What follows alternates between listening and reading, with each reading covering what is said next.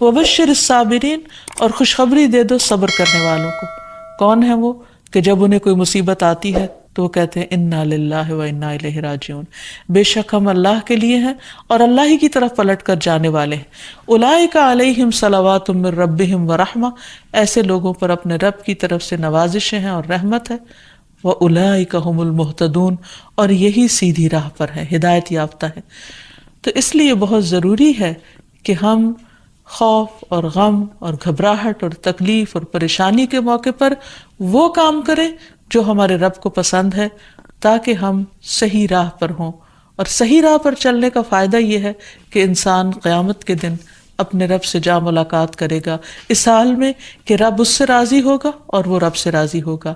اس سے بڑی انسان کی سعادت اور کیا ہو سکتی۔ تو پھر ہونا کیا چاہیے؟ یہ کہ انسان ڈر اور گھبراہٹ میں اللہ تعالیٰ کی طرف رجوع کرے۔ اللہ تعالیٰ کی طرف اس لیے رجوع کرے کہ پوری کائنات اسی سے سوال کر رہی ہے، اسی کی طرف رجوع کرتی ہے۔ قرآن مجید میں آتا ہے یسألہ من فی السماوات والارض، اسی کے آگے ہاتھ پھیلائے ہوئے، اسی سے سوال کرتے ہیں وہ سب جو آسمانوں میں اور جو زمین میں ہے۔ یعنی ساری مخلوق اپنے رب کی طرف رجوع کرتی ہے ہر ضرورت میں۔ جیسے ایک موقع پر ایک حضرت سلیمان علیہ السلام نے ایک چیونٹی کو دیکھا کہ وہ ہاتھ اٹھائے آسمان کی طرف دعا کر رہی تھی بارش کے لیے۔ تو ساری مخلوق اپنی ضرورت اپنے رب سے ہی مانگتی ہے۔ تو انسان کو بھی چاہیے کہ وہ غیروں کی طرف نظر اٹھا کے نہ دیکھے، صرف اپنے رب کی طرف نظر اٹھائے اور اسی سے مانگے اور اسی سے فریاد کرے۔ لیکن یہ یاد رکھے کہ جب رب سے مانگنے کے لیے جائے تو ادب اور احترام کا تقاضا یہ ہے کہ پہلے رب کی تعریف بیان کرے اور پھر نبی صلی اللہ علیہ وسلم پر درود بھیجے۔ تو اس سلسلے میں اللہ سبحانہ وتعالیٰ کی تعریف کے کچھ اور کلمات ہیں جو آج آپ سے شیئر کریں گے۔ ابو امامہ کہتے ہیں کہ نبی صلی اللہ علیہ وسلم نے فرمایا، کیا میں تمہیں شب و روز کے مسلسل ذکر سے افضل ذکر نہ بتاؤں؟ تم کہا کرو سبحان اللہ عدد ما خلق، سبحان اللہ ملء ما خلق، سبحان اللہ عدد ما فی الارض والسماء، سبحان اللہ ملء ما فی السماء والارض، سبحان اللہ ملء ما خلق، سبحان اللہ عدد ما احصا کتابہ، وسبحان اللہ ملء کل شیء۔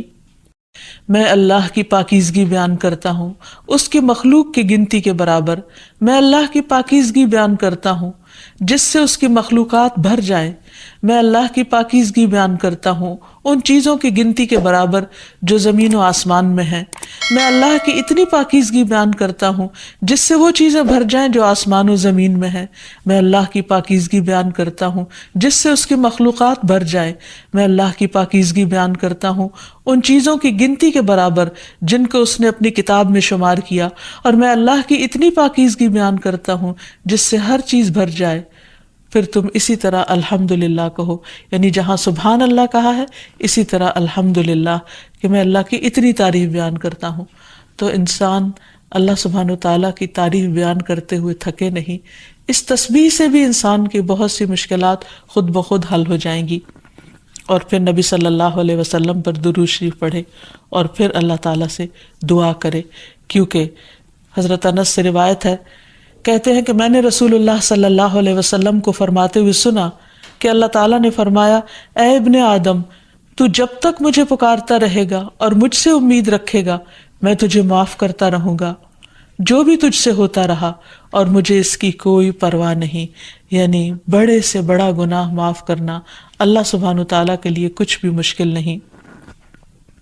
تو بہرحال جب انسان پر کوئی آزمائش آئے اور خصوصاً ڈر، خوف اور گھبراہٹ کا وقت ہو تو پھر انسان اللہ سبحانہ وتعالیٰ کی طرف رجوع کرے۔ سب سے پہلے انسان اس کی تحقیق کرے کہ ڈرنے کی وجہ کیا ہے، اس کو انالائز کرے۔ بعض اوقات صرف شیطان انسان کو ڈراتا ہے اور خوف دلاتا رہتا ہے، جبکہ خوف کی کوئی حقیقی وجہ نہیں ہوتی۔ اور پھر جب شیطانی وسوسے بار بار انسان پر حملہ آور ہو تو اس وقت انسان صرف اللہ کو کافی سمجھے، اللہ پر بھروسہ کرے، کیونکہ اسی پر توکل کرنا چاہیے توکل کرنے والوں کو، کیونکہ ہر مسئلے کا حل اسی کے ہاتھ میں ہے۔ پھر یہ کہ انسان صرف اللہ سے ڈرے۔ جو شخص اللہ سے ڈرتا ہے وہ کسی اور سے نہیں ڈرتا۔ دوسرے سارے ڈر ختم ہو سکتے ہیں اگر انسان کے دل میں سب سے زیادہ اللہ کا ڈر ہو۔ پھر اسی طرح اللہ تعالیٰ کا ساتھ محسوس کرے، کیونکہ اللہ سبحانہ وتعالیٰ اپنے بندے کو تنہا نہیں چھوڑتا۔ نبی صلی اللہ علیہ وسلم جب ہجرت کر کے مدینہ تشریف لے جا رہے تھے اور راستے میں غار ثور میں آپ نے پناہ لی، تو اس وقت آپ صلی اللہ علیہ وسلم نے حضرت ابوبکر کو یہ کہہ کر تسلی دلائی کہ لا تحزن ان اللہ معنا، غم نہ کرو، یعنی ڈرو مت، اللہ ہمارے ساتھ ہے۔ تو جب انسان یہ سوچ لیتا ہے کہ اللہ ہمارے ساتھ ہے تو خود بخود وہ مطمئن ہو جاتا ہے کہ مجھے اگر اللہ کی مدد حاصل ہوگی تو کوئی میرا بال بھی بیکا نہیں کر سکتا۔